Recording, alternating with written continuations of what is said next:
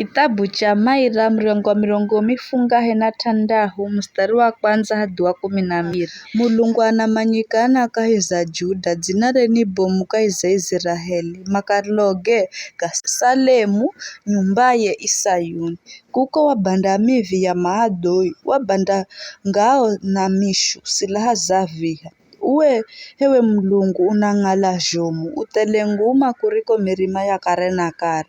Vitu zhenye nguvu vidzahalwa mateka na vino marere na kogo. Kahana hata mwenga wa au mashujaa aviha, aredima kunula mkono. Urihachemera hewe Mulungu wa Jacobu, farasi na hirika farasi maumalala. Uwe hakeyo hewe Mulungu ndiwe ugoshaye, ni hani adimaye kwima mberezo tsuhikirwaho. Uwe watangaza hukumu ya kwako kula mlunguni, dunia ikigoha na ikinyamala. Wakati uwe hewe Mulungu urihoruruma kutimiza hukumu wakola osi madzionerwa kahi za dunia.